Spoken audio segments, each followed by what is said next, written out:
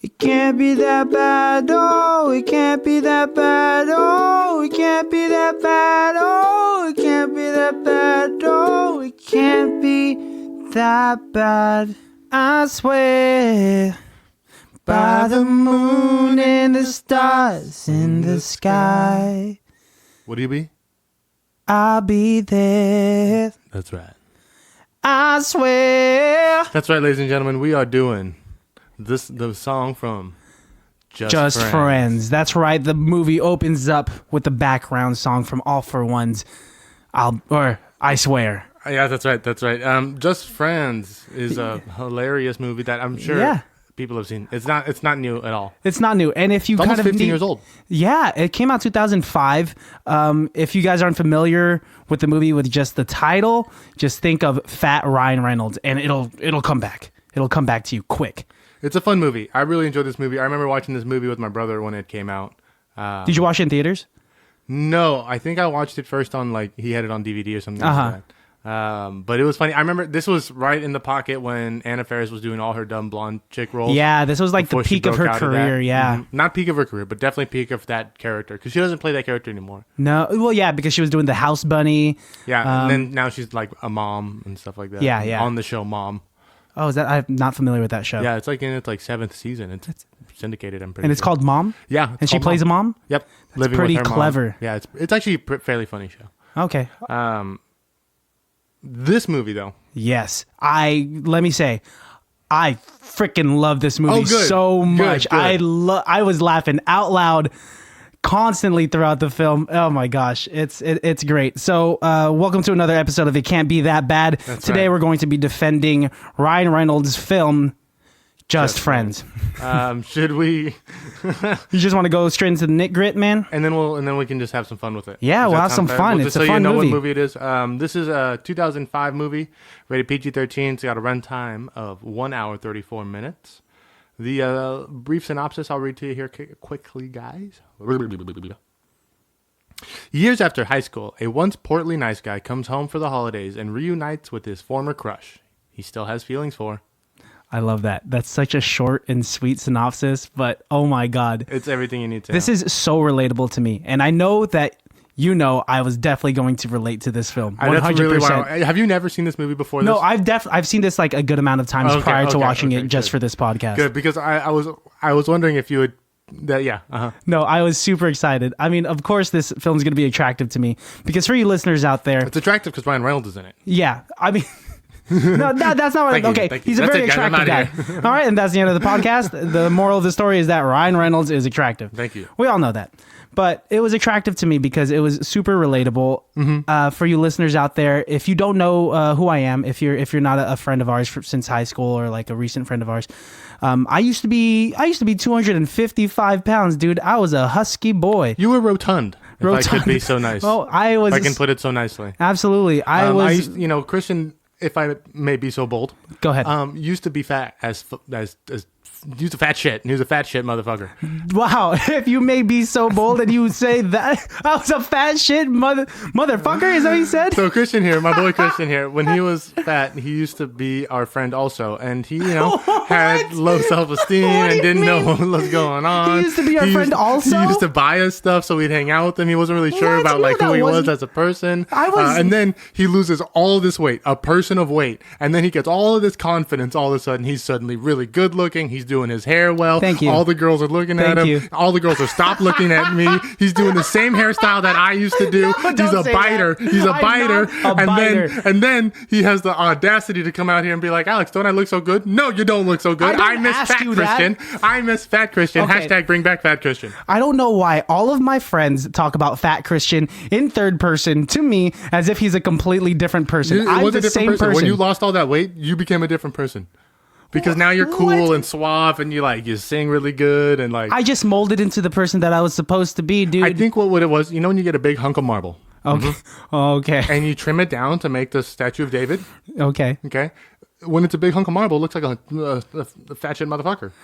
Wow, this is your favorite phrase. And then, well, I'm trying to relate it to you so you understand where I'm getting. Oh, fat shit motherfucker, relatable. Got it. And then you shave it down to this Adonis marble. I'm not paying you a compliment. I know, it's like a backhanded compliment because, that's still a part of me. Like, fat Christian is still a part of me. You guys have used the term fat Christian in third person so often that even I refer to fat Christian as fat Christian. Hashtag bring back fat Christian is the thing. He's not coming back.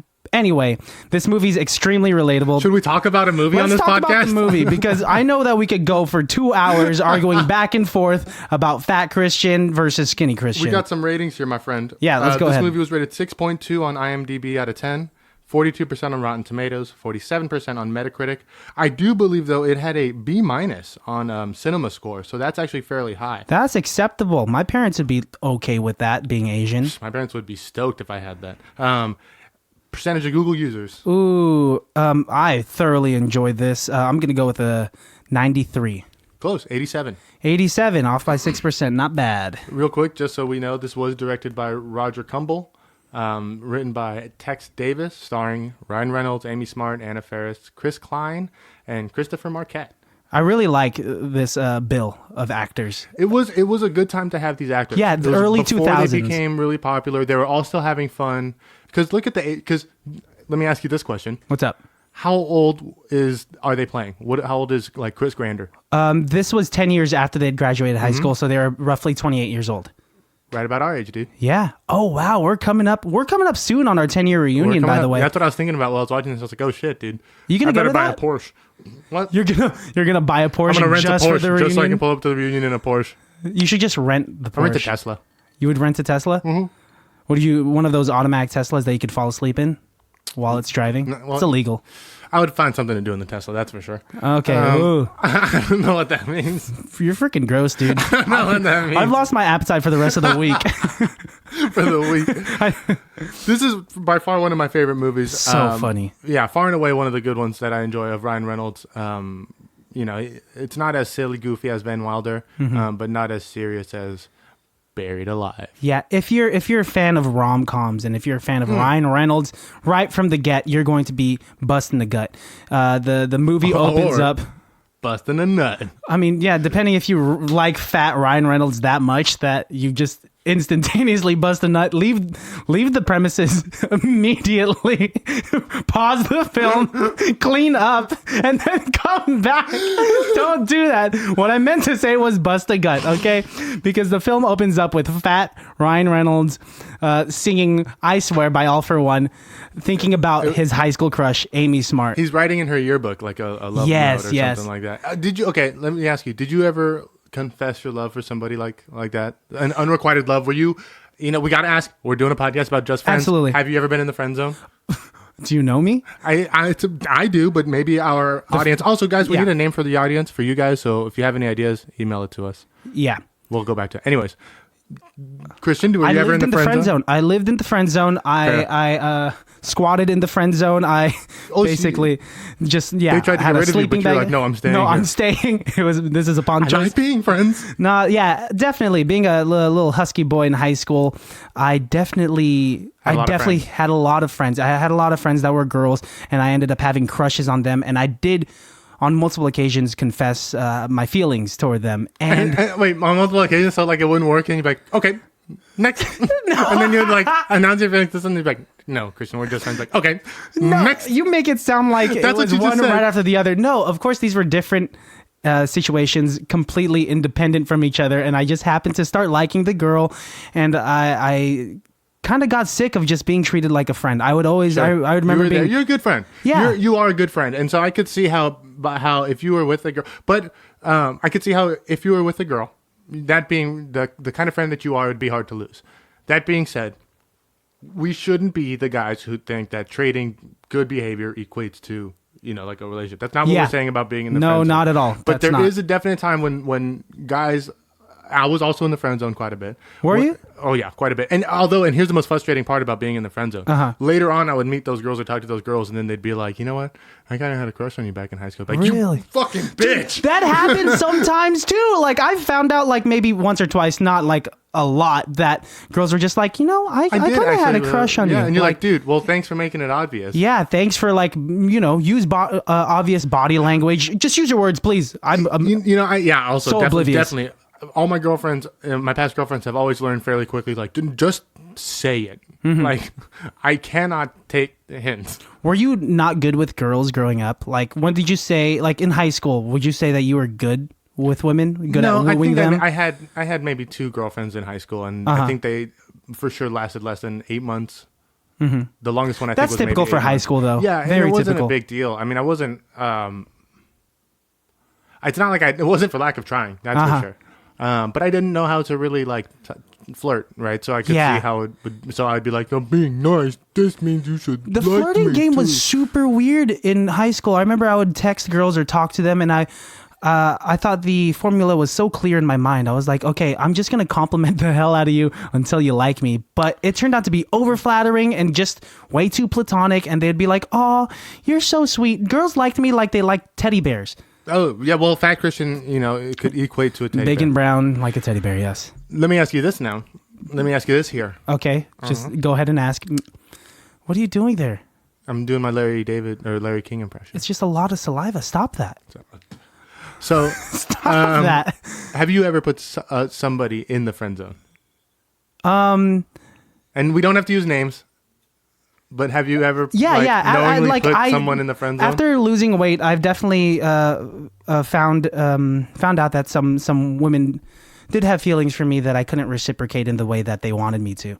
And so I would have to obviously put them in the friend zone. And I hate saying that. Those words have never come out of my mouth. Oh my gosh, this is such a revealing episode of this podcast. Dun, dun, yeah, dude. Oh, now I see it from there. And it sucks because you don't want to force these feelings and you can't reciprocate them. So all you have to do is say the cliche lines of like, I don't want to lose you as a friend. But that's true. These girls that have liked me in the past that I didn't like back, I've had to tell them, I don't want to lose you as a friend. I don't see you in that way. Yeah. So how about you? Have you had to like friend zone a bunch of girls? No, I think, well, I must have. And I bet you there's someone listening who's like, Alex, you friend zoned me. Sean Connery? I friend zoned Sean Connery. That'd be kind of dope. Here's how it's coming out. So me and Sean go back a couple months ago. Right? He took me out on a nice day. He brought out some haggis, which is a real nice delicacy out there in Scotland. Okay. Haggis. I'll write that down. Anyways. Yeah. No, I think I have, but it wasn't ever intentional. I think if I put somebody in the friend zone, it was maybe because I was pursuing somebody else. Yeah. Yeah. That makes sense. And now that I'm older, I kind of like understand that action more. Because when I was in high school, I'd just be like, man, this sucks. Like, what am I doing wrong? Like, I'm being so sweet. Looks don't matter because I know I look like one big old whopper. But yeah, I mean, we could talk about this for hours. I kind of wanted to play a game with you real quick. Okay, let's do it. Yeah. So this game is, since it's starring Ryan Reynolds, and a lot of the times I have friends and acquaintances that mix up Ryan Reynolds and Ryan Gosling. They're kind of like on the same tier of attractiveness, but for different reasons. And people get the Chris's mixed up, right? Yeah, I don't get them mixed up. So if this is a game of which is which, I'm going to rock it. Oh, that wasn't the game at all. Man. Oh my gosh. I mean, if you want to play that game, I should have prepared a bit more. Mine was just as simple as who is more attractive, Ryan Reynolds or Ryan Gosling? Because I know a lot of Reynolds. Why Gosling is that? has a little bit of a weirdish thing to him, in my opinion. Now, I just think that Reynolds is a little more of an introvert. Gosling is a little more of an introvert. Reynolds is more of a little bit of an outgoing guy. So I would be, if I was picking one, I think I would pick Ryan Reynolds. I think if I had to pick between these two boys, I'd pick Ryan Reynolds. I'm glad that you're open to the idea, man. Yeah, well, I'm not. I'm not. I'm not. These are objectively handsome men. Absolutely. I agree with you. Of them, Ryan Reynolds is more of my checklist than. Maybe I should rephrase this game. Can we play a different game? I should have just said Ryan Reynolds versus Ryan Gosling. In a fight, I pick Ryan Reynolds. Oh no! Have you seen Ryan Gosling in Drive? Guy kicks ass. But have you seen Ryan Reynolds in Deadpool? That's also true. Listeners out there, email us what you think. Ryan Reynolds versus Ryan Gosling. We want to hear what you say. So yeah, let's talk about this movie more. So he goes to L.A. He's from New Jersey. He goes to L.A. Ryan Reynolds. Yes. Gets skinny, becomes a big hotshot record producer. Is doing all the cool Hollywood. He becomes things. a womanizer. He goes back home. He accidentally gets stuck in New Jersey, and when the plane gets grounded, yes, with pop star Anna Faris, who is like the sex symbol of the time. Yeah. I guess right after high school he left is what they're saying. That's what it seems like. 10 years. It's about that amount of time he doesn't want to ever come home.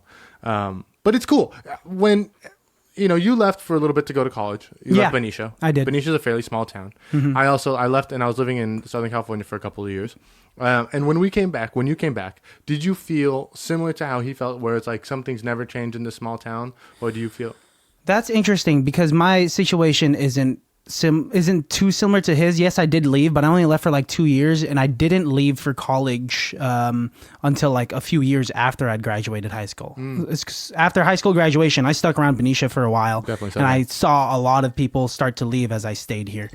But when I did come back after those 2 years, I did notice a few changes. And new faces, people that concurrently or simultaneously came back to our hometown at the same time as us. So in that way I can relate. So for Ryan Reynolds, this was a whole decade that he hadn't been to his hometown. I can't imagine what it would be like to be gone for a decade and come back. Yeah, because even the little things that would change would build up over time, over a decade. Your favorite deli is no longer a deli; it's a dry cleaners now. Or some shit like that. All of the friends that used to hang out at that hometown, it's not promised that even a fraction of them are going to be there still. I put my money that they're not going to be there. Yeah, when Ryan Reynolds comes back to that bar at his hometown, he sees. I forget the name of the bar. We'll call it Punches. We'll call it Punches Bar. When he returns to Punches Bar, he coincidentally runs into both of his best friends from high school and his crush. I have a feeling that might be the only bar in the town. It seems like a very small town. And that's why it's easy to find them there. Yeah. He runs into his best friends who are now married. Yeah, they're dentists. And I thought it was funny, Ryan Reynolds, he comes in, he sees his crush, who also works at the bar. Actually, can I break that down? This was one of my favorite scenes because I'm such a sucker for rom-coms. And it was that moment, and I was very empathetic to this moment, where Amy Smart's character, Jamie, she works as a bartender at this... Jamie Smiles. She works as a bartender at this bar, and she notices... Ryan Reynolds from afar, and she can't believe she drops. She literally drops to the floor once she notices that Ryan Reynolds' character notices her back, because she's freaking out. She hadn't seen her best friend from high school in a decade, and not only that, he looks crazy good. Yeah, he looks like Ryan Reynolds. He has a jawline. One of the first things she says when she sees him and walks up to him, she hugs him, and she literally says, "Oh my God, like I can wrap my arms around you." Have you ever heard that? Yes, I definitely. After my first breakup, I lost that weight, right? Within the course of a few months. And then when I had first seen my ex-girlfriend at that time, she hugged me. And she literally said, "Oh my God, I could wrap my arms around you." So that was you knew exactly relatable. how Ryan Reynolds felt. I was Ryan Reynolds, dude. Wow. Can I ask you, when they went? So he meets up with the girl. They decide to go get lunch together. Yes. Right. And he has a rule he sets in the beginning of the movie, like never do a day date. Yeah. Because that puts you in the friend zone. That puts you in the friend zone. Yes. So they end up going on a day date, and they go to the old diner they used to eat at. And he gets that chubby monkey fluffy pancake thing. Which is literally a stack of pancakes with chocolate Hershey sauce drizzled all over it, topped off with M&Ms. And whipped cream and chocolate syrup. Yeah, it's disgusting. And she has like a grilled cheese sandwich. Yeah, with like a cheese on the side or something. No, ranch dressing. With ranch dressing on the side. Dude, this is a very... And so he decides to be a dick on the date, right? That's how he's going to win over, because she's always been with assholes. He's going to be an asshole to her, and he's going to finally get her. and it doesn't work. Which, like, no shit, it doesn't. Of course, it doesn't. I mean, a lot of people nowadays, it seems so obvious that wouldn't work. Yeah, negging hasn't worked since like 2003. Yeah, that's like an old school thing. So if you're still being a douche and you're trying to get girls, change it up because you're kind of ruining society, guys. And if it works, you don't want to be with those kind of girls. No, not at all. They don't know what they want. I don't know. That's why I'm really appreciative of Amy Smart's character. Even right now, Alejandro is looking up in wonder, wondering if he's a douchebag and he uses douchebag skills to get girls. And he's really questioning his own existence at the moment. Are you okay, dude? Yeah, we're going to have to stop this and come back to next topic, please. It's okay. Okay, we'll move on. Like I was saying, I really like Amy Smart's character in this. Yeah, Jamie is very realistic, you know what I mean? She is still at home. She's a substitute teacher and works at the bar part-time, I guess, at night. Yes. And she did just get out of a relationship with some dude named Mike. They mentioned that in the beginning. Just moved back to their hometown maybe a year ago. Because she must have been with Mike and they moved out or whatever. Yeah, and so now she's just trying to rebuild. And I really like her character because she doesn't fall for that douchebag shit. But here's where I don't like Amy Smart's character. What? When at the end of the movie, he does go back to her. She's just like, oh yeah, whatever, that's fine. When he does go back to her, like it's nothing. Like he didn't. He wasn't just being a major douche to her and being like a real big asshole and almost burned down the front of her house. Yeah, but I mean, with all of that being said, I think that he has like a lot of wiggle room because they share such a strong foundation. They were literally best friends. Did you also think that Jamie's dad was hella mean to Ryan Reynolds? He was terrible. He was hella mean to What did he say to him? He was like, oh, this guy used to write Jamie letters all night long. And, like, got Jamie flowers every Valentine's Day. Roses. It really pissed her boyfriends off. And then later on, he was like, don't you got it? He's just always a dick to him. So when Ryan Reynolds fucks up and ruins his Christmas decorations. Yes. I liked it. Yeah. Oh, definitely. That was like a moment of like, you deserve this. They definitely foreshadowed. Did you think Anna Faris's character was hot? Oh, Anna Faris's character? No, not at all, dude. I thought she was rocking it. I thought she was hilarious. Anna Faris did a fantastic job. You know, if this movie would have been made like 6 years later, it wouldn't have been a poster. It would have been like a sex tape. You think? Oh yeah, absolutely. Right? It would have kept with the times. Now, yeah, this movie, although arguably it holds up pretty well for being almost 15 years old. There's only like one or two mentions that would really make you feel like it's 2005. Yeah, like she mentioned, Anna Faris's character mentions that she doesn't have her sidekick. Yep, yes, and I think that's really it's the sidekick and the fact that he works at a Tower Records. Yeah, absolutely. Those are maybe the only two dated things. But the movie holds up pretty well, dude, for being 15 years old and all these actors who are like doing such different things now. Like, it's really funny to see. It was nice to see them like this long ago, and they were just having fun, man. An actor in the movie that I miss seeing around regularly was Chris Marquette, who plays Ryan Reynolds' little brother. He's so funny. Where has Chris Marquette been, dude? I have no clue, but he used to be, he was kind of like popping at the time. He was like in The Girl Next Door. He was in Freddy vs. Jason. He kind of looks like Miles Teller, like a different version of Miles Teller. He looks like Miles Teller and Justin Long's kid. Yeah, he what's analogous to that is like how, who's the guy that played Mark Zuckerberg? Jesse Eisenberg and Michael Cera, how they kind of look alike. Chris Marquette looks like Miles Teller in that same sense. I guess I see what you're saying. I think he looks closer to like a Justin Long, in my opinion. I could definitely see that too. Very similar to this facial structure. You guys can't see my hands, but I'm pointing at my face. I get Justin Long quite a bit. You definitely look like Justin Long. Yeah. So thus, I think I look like. Okay. If A equals B and B equals C. A equals C. Gotcha. Wow. Thank you, algebra. You have an older brother. I do. I have an older brother. You do. You have Seeing one. this relationship between Chris Marquette and Ryan Reynolds was hilarious. Relatable at all? They were so funny. Pretty relatable. I used to pick up my brother the phone when my brother was on the phone. I used to sneak onto his AOL and message his friends pretending to be him. You would do that? Yeah. We would fuck with each other. There was a solid 8 months. Okay. My brother got a Tickle Me Elmo.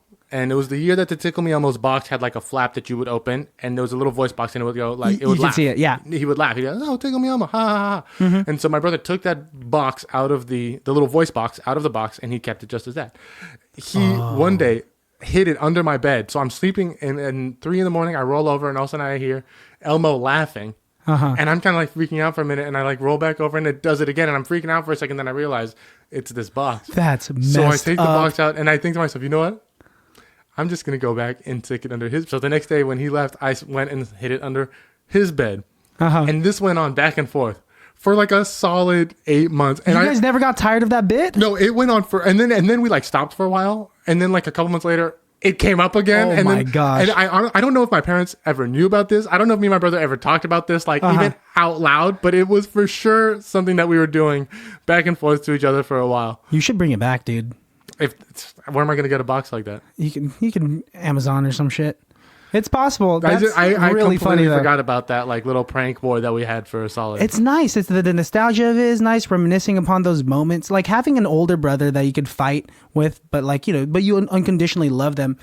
It's nice, and like Ryan Reynolds and Chris Marquette really show that. They just beat the shit out of each other in this movie. and then at the end they're like, "All right, love you. Call me when you get back." And It's then so they're like, funny. Yeah, I love that. And the way that they mess with each other too. When Ryan Reynolds thinks he's done and ruined everything, he like barges in, and the camera is just on Chris Marquette on the couch playing DS. his Game Boy, and he's like, "Hey, did you fuck everything up?" And he like walks past. He's like, "All right, bye. See you in another 10 years." Yeah, he just does not. He doesn't look back. He doesn't give a shit.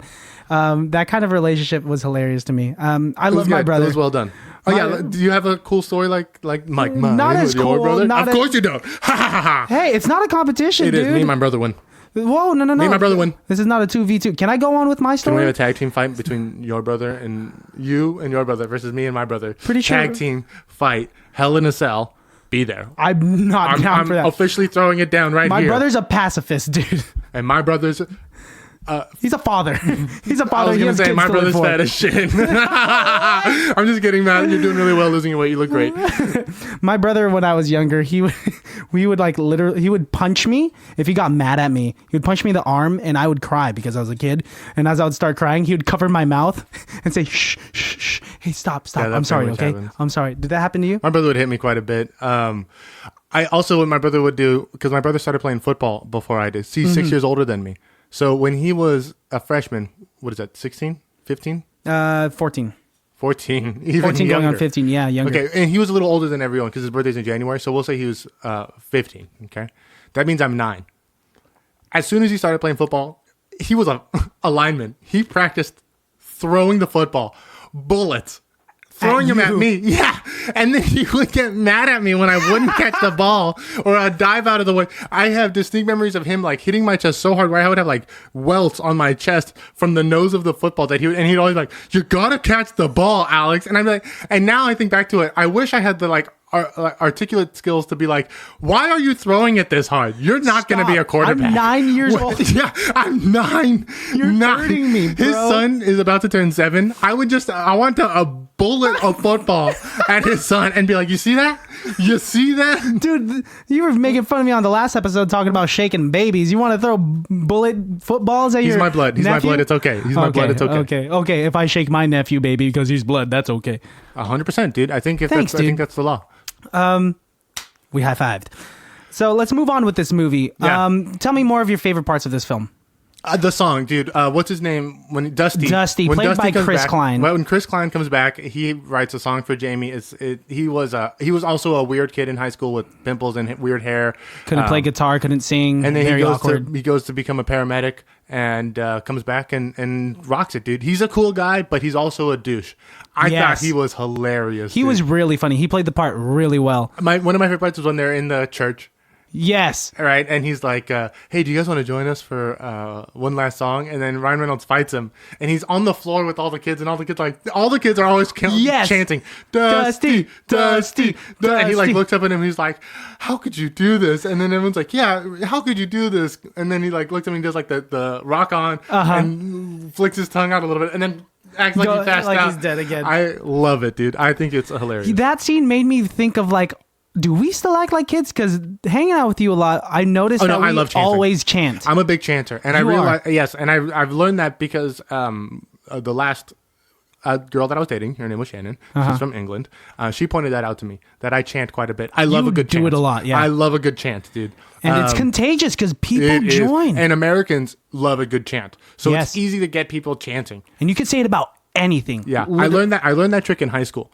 Because remember, decade later. Was the last episode I was talking about how scary teenage boys are? Yeah. It's also how quickly teenage boys learn. Like in high school, I learned really quickly how to like get a group of people on my side. Mm-hmm. Just start making fun of somebody and also like get everybody saying the same thing. Right? That's an easy way to get the whole crowd on your side. Did you ever do that to me when I was in high school about me, like you trying to spread that foreign rumor? Did you ever go like foreign? No, but I definitely did. But I definitely did one time hear someone talk about you being from the Philippines. So it worked. 2 other people who I wasn't even in a conversation with, I overheard it and I thought to myself, yeah, I think I win. It's spreading. It's spreading exponentially. It's like a pyramid scheme, dude. Do we have a best person on set award? Yeah, I believe we do. You go first. My best person on set award is Amy Smart. Ooh, that's a good one. The lead woman, she's the most grounded character, the most real. Everybody in this movie is very realistic. You can see yourself in every character. Yes. But Jamie is the most... She's the innocent girl next door, and I like her that much more because she was best friends with this fat guy and ends up falling in love with him. And I guess I like her for those reasons. Definitely. That she's matured and she grew out of her shell and she understood that the traits that she was finding in a guy are no longer the traits that align with an asshole. But cool guys aren't cool after high school. No, but like the real person cool, that was there for you. Yeah, sure. I don't know, just like Ryan Reynolds just always being there for her and she realizing that was so sweet. I also think it's kind of easy for me to pick Amy Smart because everybody is, the main characters, Ryan Reynolds, Chris Klein. Yes. They're all kind of fallible. They all have this like they're good, but they have one thing wrong, or they're bad, or they have one thing good, right? Jamie is wholesomely good, right? Yes. I mean, I remember when Ryan Reynolds' character would call Jamie and it would go into a split screen. Oh, it would always cut She's into... like baking She's or doing something. Wholesome things. She's baking. She's bathing her dog who's like licking her face. Yeah. She's awesome. I would love to date a girl like Jamie. It was really nice. Jamie... Refreshing. If there's a Jamie out there who's like this girl... Yeah, I guess email Alex through icbtbpodcast@yahoo.com. Say you're interested. Also on Grindr. What? Your best person on set award? My best person on set award specifically goes to Fat Ryan Reynolds. That was a 12 pounds of prosthetics on his face alone. Yeah, dude. He was, I don't know, did you watch the ending credits, dude? Where he's singing? He's lip singing. The whole song. He's like doing a dance and stuff. Yeah. It's really funny. It's really funny. He does quite a bit. He makes that movie memorable, for sure. Absolutely. Do you think this is one of his first, we didn't even get into the budget. We never talked about the budget. No, we didn't. Do you want to quickly touch on that before we finish? Yeah, let's do that. So the budget, do you want to guess what the budget was? I'm going to go with 15 mil. Man, you suck. I'm really bad with this whole idea of like how much money spent. The budget was... Oh, it doesn't say. God damn it. It only says what it grossed. Well, how much did it gross? It grossed $50 million. $50 million. In fact, it grossed $50 million domestically. Whatever it was, I can bet you 100% it made more than twice the amount it spent. It made a good amount of money, but it also, I don't think, I think at that time it was hard to get a movie super big. You know what I mean? Mm-hmm. A comedy like this, first of all, they don't make rom-coms like this. No, not anymore. I don't think they make comedies like this. It's like too cheesy. It won't go to the audience. Sell. I'm down for it. What sells is superhero movies and that's what's books and current. Things that have a universe. Mm-hmm. It's hard to sell something like this. Like there's that new movie coming out with Batista and Kumail Nanjiani. Stuber. I saw the commercial for that, and I thought to myself, like, oh, I didn't know they still make movies like this. But, like, of course they still make movies like this. Because they're funny movies that can, like, you can turn your brain off. I wonder if that'll be on this podcast. Maybe. We'll have to wait and see until it comes out. And then if it doesn't do that well critically, we're going to defend the hell out of it. That's right.